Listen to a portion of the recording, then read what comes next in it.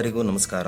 ದಾವಣಗೆರೆ ಜಿಲ್ಲೆಯ ದಾವಣಗೆರೆ ತಾಲೂಕು ಗಂಗನಕಟ್ಟೆ ಗ್ರಾಮದಲ್ಲಿ ಶ್ರೀ ಮಾರಿಕಾಂಬೆ, ಬಸವೇಶ್ವರ, ವೆಂಕಟೇಶ್ವರ, ಮರುಳುಸಿದ್ದೇಶ್ವರ ಹಾಗೂ ಆಂಜನೇಯ ಮೊದಲಾದ ದೇವಾಲಯಗಳು ಈ ಹಿಂದೆಯೇ ಜೀರ್ಣೋದ್ಧಾರ ಕಂಡಿದ್ದು, ಶ್ರೀ ಈಶ್ವರ ಸ್ವಾಮಿ ದೇವಾಲಯ ಮಾತ್ರ ಅದೇ ಹಳೆಯ ಕಲ್ಲಿನ ಕಟ್ಟಡದಲ್ಲಿದ್ದು ಶಿಥಿಲಾವಸ್ಥೆ ಹೊಂದಿರುವುದನ್ನು ಗಮನಿಸಿದ್ದ ಆಗಿನ ಹಿರಿಯರು ಹಲವು ಬಾರಿ ಸಭೆ ಸೇರಿ ಈ ದೇವಸ್ಥಾನದ ಜೀರ್ಣೋದ್ಧಾರಕ್ಕೆ ಸಂಬಂಧಿಸಿದಂತೆ ಚರ್ಚಿಸಿದ್ದರು.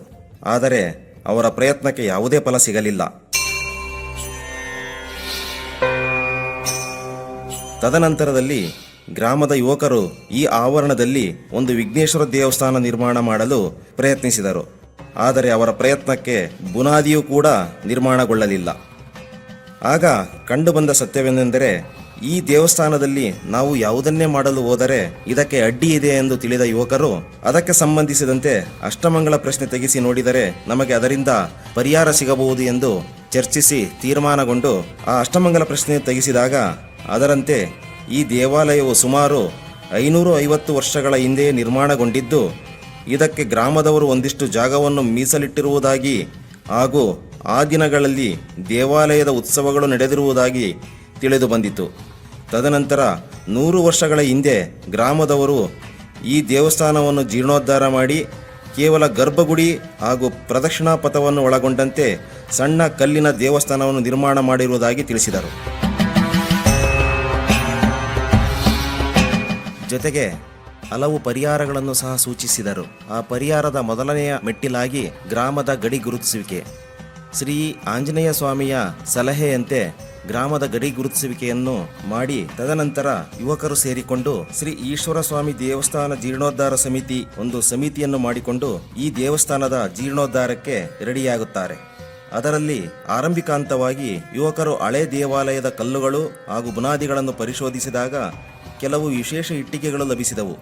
ಈ ಇಟ್ಟಿಗೆಗಳು ಇಂದಿನ ಹಂಪೆಯ ವಿಜಯ ವಿಠ್ಠಲ ದೇವಾಲಯ ನಿರ್ಮಾಣಕ್ಕೆ ಬಳಸಲಾಗಿರುವ ಇಟ್ಟಿಗೆಗಳನ್ನೇ ಹೋಲುತ್ತಿರುವುದನ್ನು ಗಮನಿಸಿದಾಗ ಖಂಡಿತ ಗ್ರಾಮದ ಈ ದೇವಾಲಯಕ್ಕೆ ಪುರಾತನ ಹಿನ್ನೆಲೆ ಇರುವುದನ್ನು ಹಾಗೂ ದೇವಾಲಯದ ಆವರಣದಲ್ಲಿ ದೊರೆತ ಕೆಲವು ಶಿಲೆಗಳು, ಬರಹಗಳು, ವೀರಗಲ್ಲುಗಳನ್ನು ಗಮನಿಸಿದಾಗ ಈ ದೇವಾಲಯಕ್ಕೆ ಐತಿಹಾಸಿಕ ಹಿನ್ನೆಲೆ ಇರುವುದನ್ನು ನೋಡಬಹುದಾಗಿದೆ.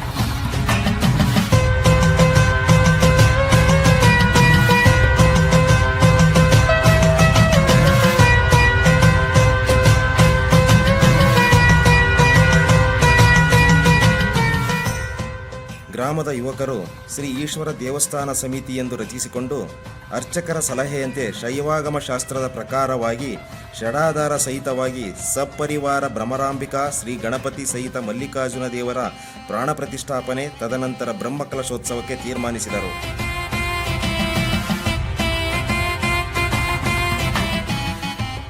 ಅಂತಿಮವಾಗಿ ಶ್ರೀ ಈಶ್ವರ ದೇವಸ್ಥಾನ ಸಮಿತಿಯವರು ಗ್ರಾಮಸ್ಥರ ನೆರವಿನಿಂದ ಸುತ್ತಮುತ್ತಲಿನ ಗ್ರಾಮದ ಭಕ್ತರು ಸ್ನೇಹಿತರೊಡಗೂಡಿ ಶ್ರೀ ಕ್ಷೇತ್ರ ಧರ್ಮಸ್ಥಳ ಮಂಜುನಾಥೇಶ್ವರ ಟ್ರಸ್ಟ್ ರಿಜಿಸ್ಟರ್ ರವರ ಸಹಯೋಗದಿಂದ ದಿನಾಂಕ 10/7/2022 ದೇವಸ್ಥಾನದ ನಿರ್ಮಾಣಕ್ಕೆ ಶ್ರೀ ಶ್ರೀ ಶ್ರೀ 1108 ಶ್ರೀಮದ್ ಉಜ್ಜಯಿನಿ ತರಳಬಾಳು ಜಗದ್ಗುರು ಶ್ರೀ ಶಿವಮೂರ್ತಿ ಶಿವಾಚಾರ್ಯ ಮಹಾಸ್ವಾಮಿಗಳು ತರಳಬಾಳು ಬೃಹನ್ಮಠ ಅವರಿಂದ ಅಡಿಗಲ್ಲು ಸ್ಥಾಪಿಸಿ 1945ನೇ ಶ್ರೀಮದ್ ಶೋಭಕೃತನಾಮ ಸಂವತ್ಸರ ಉತ್ತರಾಯಣ ಪುಷ್ಯಮಾಸ ಶುದ್ಧ ದ್ವಾದಶ ತಿಥಿಯಂದು ಅಂದರೆ ಕ್ರಿಸ್ತಶಕ 22/1/2024 ಸೋಮವಾರ ಶ್ರೀ ಸ್ವಾಮಿಯ ಪ್ರಾಣ ಪ್ರತಿಷ್ಠಾಪನೆ ನೆರವೇರಿಸಲಾಯಿತು.